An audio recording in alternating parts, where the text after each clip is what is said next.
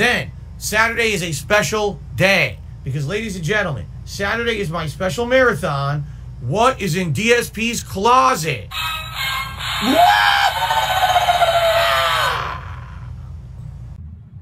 Ugh. I'm disgusted. Basically, there's three things. Is it going to be, I keep it and use it in my content, all right? I trade it in for credit, or I throw it out. That's what we're looking at, okay? And no, I've already said this a million times. I'll say it again. I'm not selling anything online. I'm not able to sell anything online. When you're a public figure like me, with a troll element that stalks you all over the internet, I wouldn't be able to sell anything online. Idiots would find it and ruin it for me. So that's not a possibility. But physically trading shit in is a possibility. What the fuck does that mean?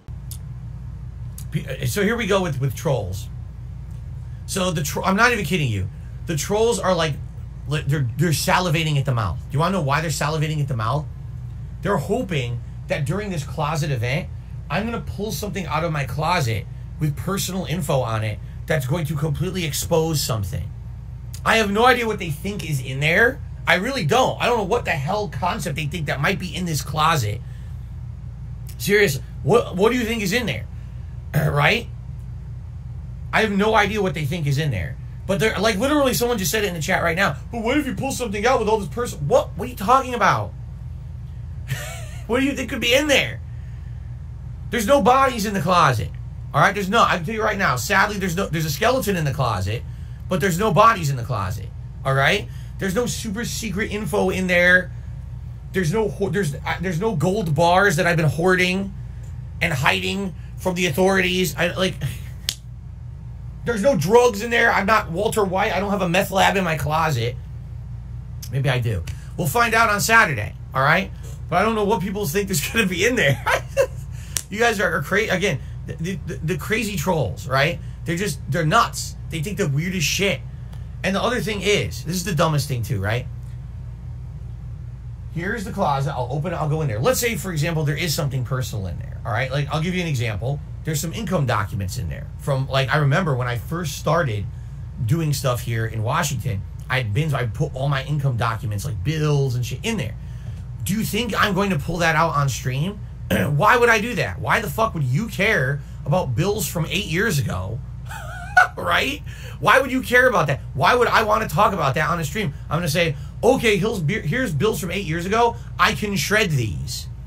Right? I can actually go to, like, there's shredding events that they hold. I can go get these shredded now whenever I'm ready. Because here's really old documents I know I can get rid of. Right?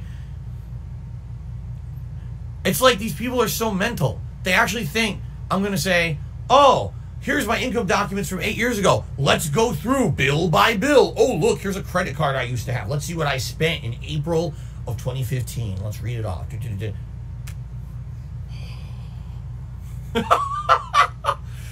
Oh, la la la la la.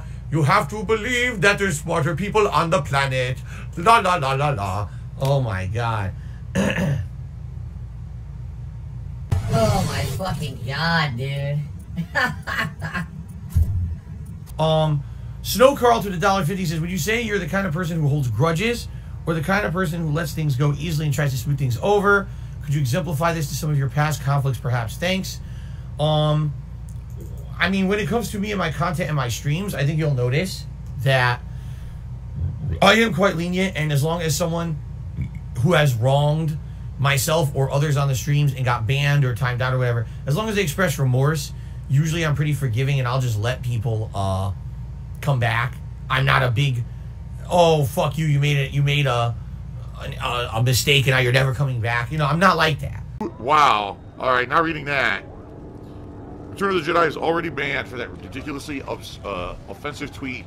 Although admittedly, I think a lot of people feel like I'm too lenient and I give people too many chances, like Snow Carl, who asked the question. So there you go. As for my personal life, the thing is, like, let me put it this way. In my personal life, the people who've wronged me, and of course you guys will know some of them, but you don't know all of them. You don't know my entire life story. I've never told it, right? Of the people who've wronged me in my life, like, there's probably some people who I feel, yeah, it would be nice to maybe forgive and forget and have them back in my life. But for the most part, it's kind of like you get to a point in your life where you moved on. You know what I mean? Right? Like perfect example here.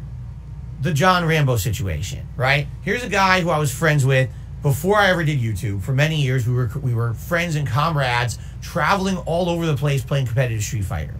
Then the YouTube years hit, right? And for a good 3 solid years, we're constantly making YouTube content together. We're close friends. We're traveling. We're going to conventions together. We're doing our own stuff. You know, it's very exciting, right? And then what happens? I move across the country. We have a falling out. You guys can get the full skinny on all of that by watching me reacting to the John and Howard video from 2015, which I did over a month ago now. Almost 2 months ago now, right? Geez, time flies. So anyway, all that's out in public, right? And some people basically said to me, when I finished that react, they said, well, right now, if you were, you know, to talk to Rambo, if he were to call you or, you know, somehow you were to have contact with him, you know, would you forgive him for the stuff that you feel like he did in this video to you? And would you want to have a friendship, right? And it's like, the thing is, I see it from 2 different perspectives, okay? I see it from a purely emotional, nostalgic perspective, and then I see it from a logical perspective. From a purely emotional, nostalgic perspective, yes, I would love to have a friendship with John Rambo. I'd love to get caught up with him, see how he's doing in his life, you know, and kind of maybe resume a friendship, right? Because I was a friend of his for a long time. Like I said, 2-3 years before YouTube, then another 2-3 years as YouTubers. So, you know, you're talking 6-7 years that I knew the guy, that I was a friend with him until I basically moved away. But then the logic kicks in. It's like, okay, let me think about this logically, right? I haven't spoken to the guy since 2014. The last time I had any contact with him that he responded to was a text in 2015, 7 years ago. The guy went out of his way to make a video to basically expose my flaws and essentially say, listen, this is why I don't want to be Phil's friend anymore, right? And it's been on the internet for 7 years publicly. So it's obvious that if you look at the situation, 7 years have passed and we're both, I mean, I would love to think that he's thriving, you know, and I don't know, because I don't know the guy and he doesn't have a public internet presence anymore. And I think he likes it that way, or else why wouldn't he, right? If he really wanted an internet presence, he would have one. It probably stands to reason he's found a nice, healthy life off the internet and he doesn't want to share that on the internet. I would even go as far to say I feel that the years that he had an internet presence were toxic. That's probably why he wanted to break off any relation with me and move on and do his own thing off the internet eventually. He had a phasing out of his own content, and he hasn't even done anything on the internet in many years, right? So all that being said, what could possibly be benefited, right, from us even having a friendship in 2022? My life is incredibly busy. Nothing has improved time-wise since 7 years ago. If you remember when I made the react to John and Howard's video, I said the reason I didn't talk to him on the phone when I moved is because I didn't have time to call him. He lived on the East Coast. There was a time zone difference, and all my free time was late at night when it was like time for him to be asleep.